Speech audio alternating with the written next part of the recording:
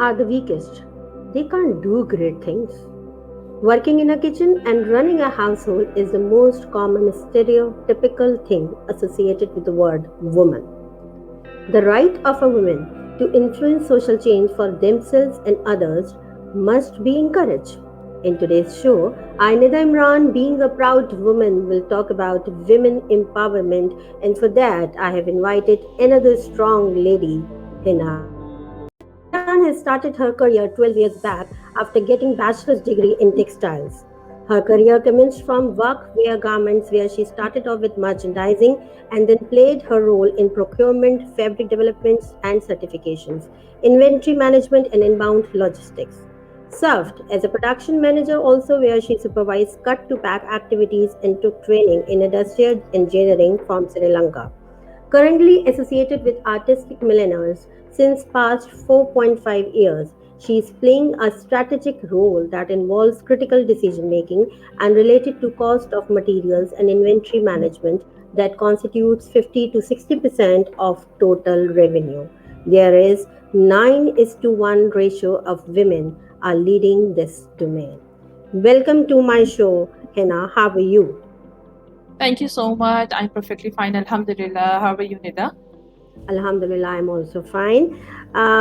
आज का हमारा जो टॉपिक है ना वो विमेन एम्पावरमेंट पे है. तो the first question that I really want to ask you कि how can you define women empowerment? Well, बहुत simple और आसान words में if I would like to define women empowerment is to promote the self-worth in the females or women and to allow them to make their own choices, not the choices defined by the society, to provide them with equal opportunities and resources so they can prove them their capabilities and abilities and their right and control over their lives. So in short, it's all about creating their self-worth in a woman. Okay. फिर ना society का जो एक mindset है, क्या what is a mindset society है for women? क्या एक माइंडसेट है सोसाइटी का? क्या लोग सोचते हैं औरत वर्ड को लेके? Actually it starts from the home. हम यहाँ पे अभी स्पेसिफिकली कॉर्पोरेट कल्चर की बात नहीं करते. यहाँ पे भी अगर आप एक बिल्कुल ही सिंपल लैंग्वेज में अगर बात करें तो नॉर्मल माइंडसेट ये है कि जब हम कॉग्निटिव कैपेबिलिटीज़ की बात करते हैं, what do I mean by cognitive capabilities के सोचने समझने की सलाहियत, फैसला करने की सलाहियत, स्ट्रेसफुल एनवायरनमेंट को फेस करने की सलाहियत, लीड करने की सलाहियत या किसी मशवरे में राय देने की सलाहियत या इंटेलेक्चुअल अप्रोच में आम तौर पर बाय डिफ़ॉल्ट ये समझा जाता है कि womens are not capable enough. वो तो सही फैसले नहीं ले ही नहीं सकती, उनके अंदर तो इतनी सलाहियत ही नहीं होती है कि वो उनसे पूछा भी जाए या उनकी राय को कुछ मुकद्दम भी जाना जाए. तो बेसिकली ये एक माइंडसेट है. इस माइंडसेट की वजह से क्या होता है कि बेसिकली वो एजुकेशन से भी महरूम रह जाती हैं. बेसिकली वो खुद से भी नहीं डिफाइन कर पाती हैं कि वो अपनी ज़िंदगी में क्या कैरियर चाहती हैं.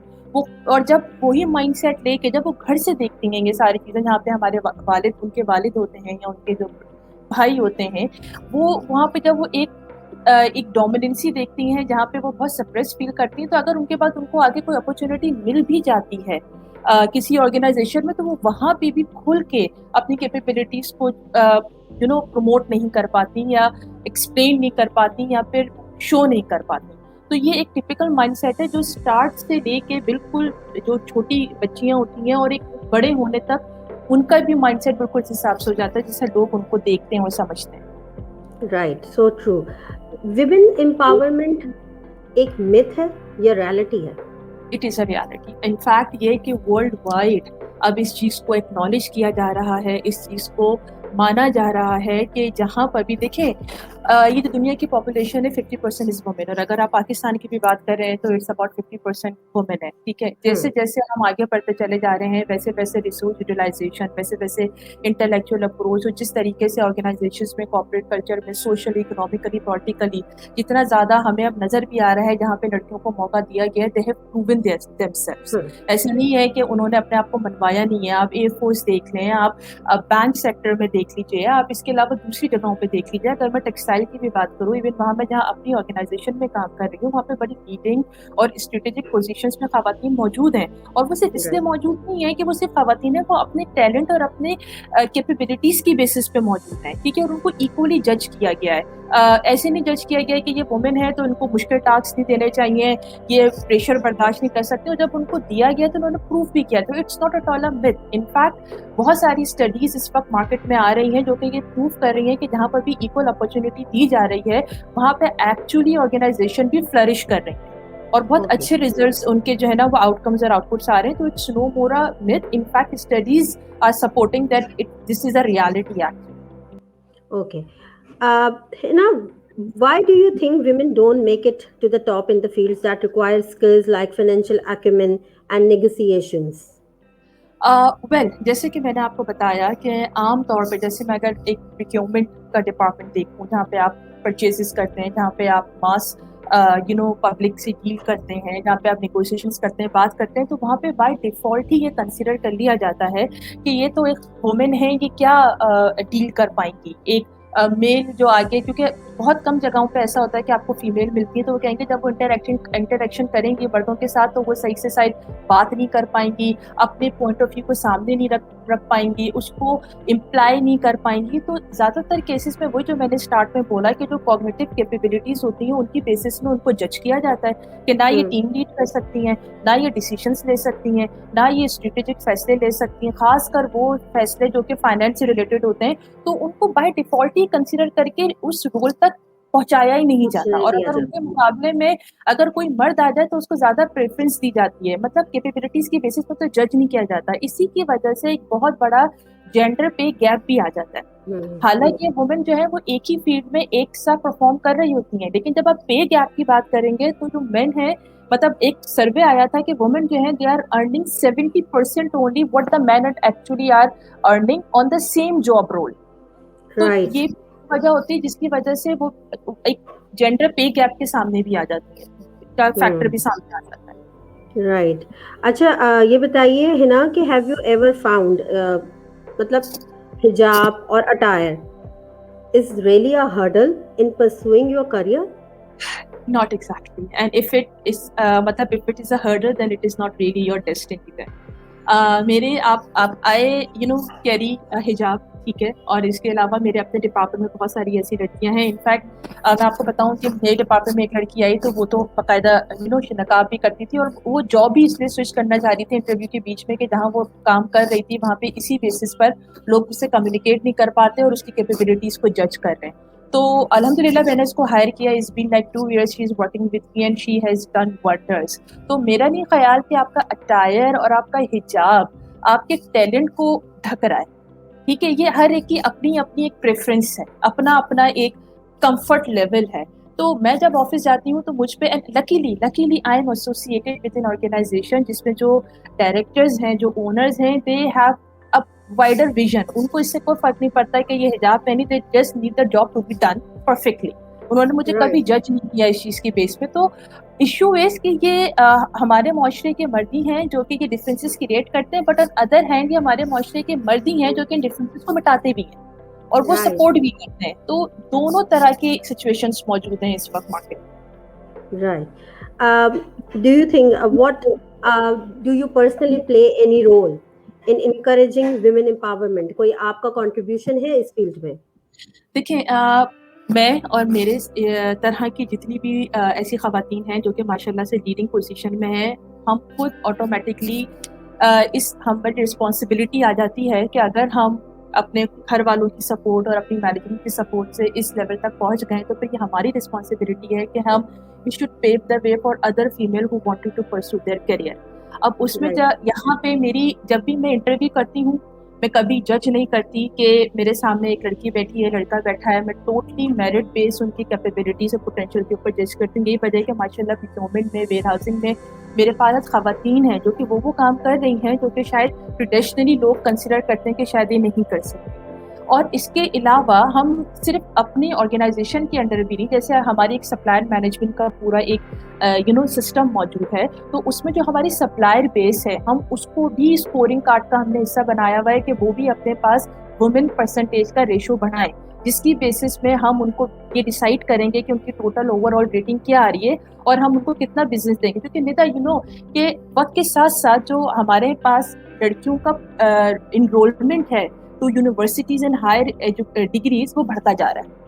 اب یہ جو لڑکیاں جب ڈگری لے کے باہر نکلیں گی تو ان کو پھر چاہیے جاب، ایک سیکیور انوائرمنٹ، ایک سیف انوائرمنٹ، ایک فرینڈلی انوائرمنٹ جہاں پہ ان کو کمیوٹ کرنے میں پرابلم نہ ہو، جہاں پہ ان کو اپنا کیریئر پرسو کرنے میں پرابلم نہ ہو، جہاں پہ جو اگر ان کی شادیاں ہوتی ہیں اور اس کے بعد جب ان کی فیملیز بنتی ہے تو وہ اتنا فلیکسیبل ورکنگ انوائرمنٹ ہو کہ وہ اپنی ورک لائف اور فیملی لائف کو بیلنس کر کے چل سکیں. تو یہ ہم جیسے لوگوں نے ہی ایسی پالیسیز لے کر آنی ہے اور خواتین کو وہ ایز آف ورکنگ انوائرمنٹ دینا ہے تاکہ ان کے اندر بھی کانفیڈینس آئے. اور بلیو می، جب آنیسٹلی اتنی ٹاپ مینجمنٹ پوزیشنز میں ایگزیکٹو لیول پوزیشن پہ جب لڑکیاں آتی ہیں، انٹرویو کے لیے دیکھتی ہیں کہ خاتونیں بیٹھی ہیں تو وہی ان کے لیے ایک بہت بڑی انکریجنگ ہوتی ہے، کیونکہ ان کے لیے پھر دیٹ از دا لمٹ کہ وہ یہاں تک پہنچ سکتی ہیں کیونکہ ان کے اندر ساری کیپیبلٹیز موجود ہیں.